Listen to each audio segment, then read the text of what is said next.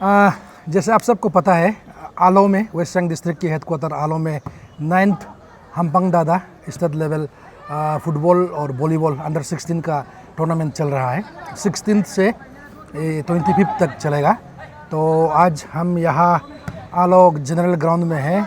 तो यहाँ में बॉयज़ फुटबॉल चल रहा है।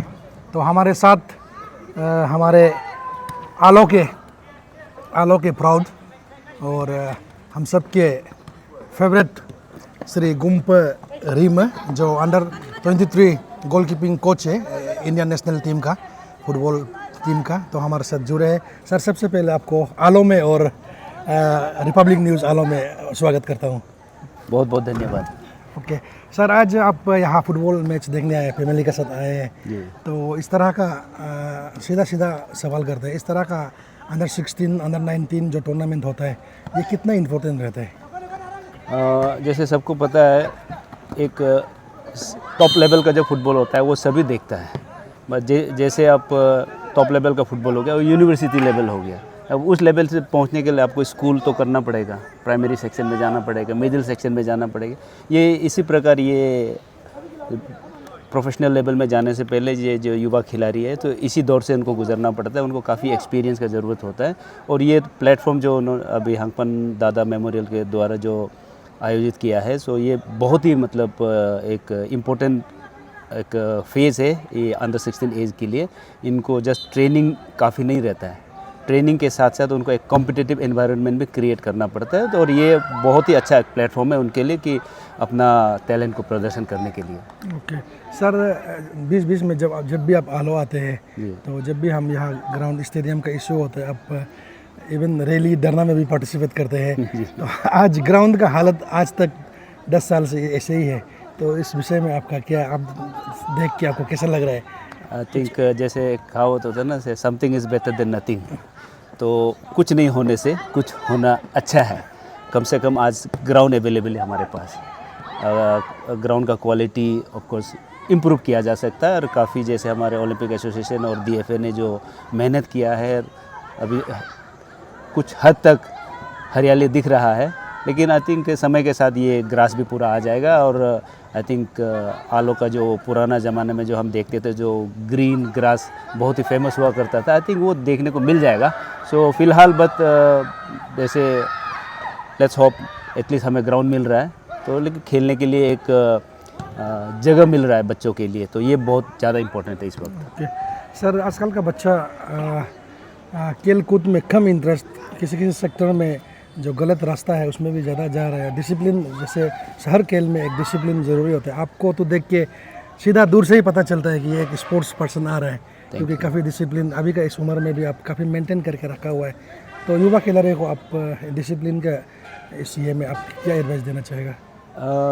ये एक बहुत ही, जैसे ये 15-16 का एज होता है, बहुत ही एक क्रूशियल पीरियड रहता है जिसमें लोग बनता है और बिगड़ता भी है। आई थिंक उनको as much as possible sports में एंगेज करना बहुत ही ज़रूरी है।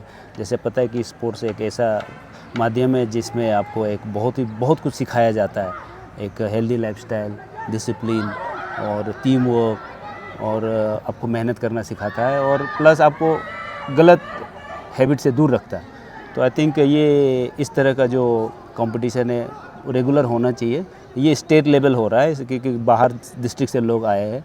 जैसे ये टूर्नामेंट ख़त्म हो गया, उसके बाद हमारे बच्चों के लिए किया, तो हमारे डिस्ट्रिक्ट के द्वारा भी अपने डिस्ट्रिक्ट के बच्चों के लिए इस तरह का कंपटीशन का आयोजन होना ज़रूरी है, ताकि ये साल भर व्यस्त रहे स्पोर्ट्स एक्टिविटी में। स्पोर्ट्स एक्टिविटी में व्यस्त रहेगा तो उनमें से कुछ लोग आगे चल के प्रोफेशनल वे में भी अगर आप खेलना चाहें तो खेल सकते हैं, और या तो फिर आपको बहुत ही अच्छा हैबिट सिखाया जाता है स्पोर्ट्स के द्वारा। तो एक टूर्नामेंट के बाद अगर बीच में गैप हो जाएगा वो भी सही नहीं है। तो आई थिंक कंटिन्यूटी ज़रूरी है। सो स्कूल के द्वारा स्कूल कंपटीशन हो या कुछ डिस्ट्रिक्ट के द्वारा कुछ एज ग्रुप टूर्नामेंट हो, इनका फ्रीक्वेंटली एक मतलब कंपटीशंस आयोजन करना बहुत ज़रूरी है। सर, आप नेशनल इंटरनेशनल एक्सपीरियंस काफ़ी रहा है, तो आप आलो के ही है। हमारे यहाँ सर, जैसे जहाँ तक हम देख रहे हैं, नॉर्थ ईस्ट, खास करके नॉर्थ ईस्ट, हमारे ट्रैवल बॉडी स्ट्रक्चर जो है फुटबॉल के लिए बहुत फिट रहता है। जैसे आप मणिपुर, अभी सिक्किम में से बहुत ही अच्छा खिलाड़ी निकल रहे हैं। अरुणाचल से सर, जैसे खास करके आलो आलो में एक समय अरुणाचल में एक बहुत ही अच्छा फुटबॉल एक ग्राउंड और फुटबॉलर यहाँ से हुआ करता था, लेकिन अभी काफ़ी साल गैप हो गया है। तो इसमें आप सबके लिए, युवा खिलाड़ी के लिए और पेरेंट्स को और गवर्नमेंट को आप क्या अपील करना चाहेगा ताकि हमारे बच्चों भी जो है आगे जाके प्रोफेशनल लेवल तक जो ISL अगर आपका हो या किसी भी क्लब लेवल में आप खेलने के लिए, उसके लिए सबका योगदान ज़रूरी है। उसके लिए आप इन ब्रीफ क्या मैसेज देना चाहेगा, क्या एडवाइस देना चाहेगा? जैसे एक अब हम जब कंपेयर करें मणिपुर, नागालैंड, मिज़ोरम, जहाँ से बहुत प्लेयर उभर के आते हैं और यहाँ से अरुणाचल से, खासतौर से अरुणाचल से कम निकलता है, तो रीज़न एक ही है।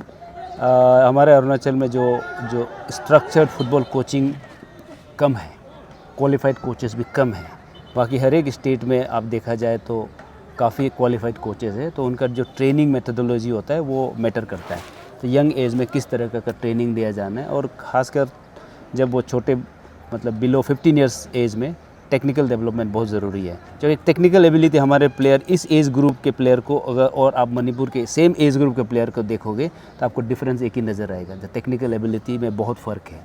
सो वो एक डिफरेंस, फिज़िकल क्वालिटी में कोई कमी नहीं है। फिज़िकल क्वालिटी में अगर देखा जाएगा तो स्पीड है, स्टेमिना है, पावर है, वो हमारे बच्चों में कूट कूट के भरा हुआ है। सिर्फ जो टेक्निकल एबिलिटी को इम्प्रूव करना बहुत ज़रूरी है, तो उसके लिए रेगुलर कोचिंग होना पड़ेगा, क्वालिफाइड कोचेस होना पड़ेगा। डिस्ट्रिक्ट में हम जब यहाँ खेलते थे, इसी मैदान में खेलते थे, नेहरू युवा केंद्र के द्वारा एक कोच नियुक्त किया गया था, रमेश बाबू जी।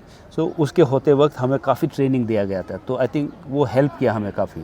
तो आज देखा जाएगा तो यहाँ पे कोई रेगुलर कोचिंग नहीं है, फुटबॉल एकेडमीज़ नहीं है, तो यहाँ के मतलब जो बाकी स्टेट में देखोगे कि रेसिडेंशियल सेट एकेडमीज़ भी होता है सरकार के द्वारा, और या तो बाकी प्राइवेट एकेडमीज़ भी होता है, उनका होना ज़रूरी है, ताकि बच्चों को कम जब यंग एज में टेक्निकल डेवलपमेंट में काम आता है वो। Okay, thank you sir. Thank you so much.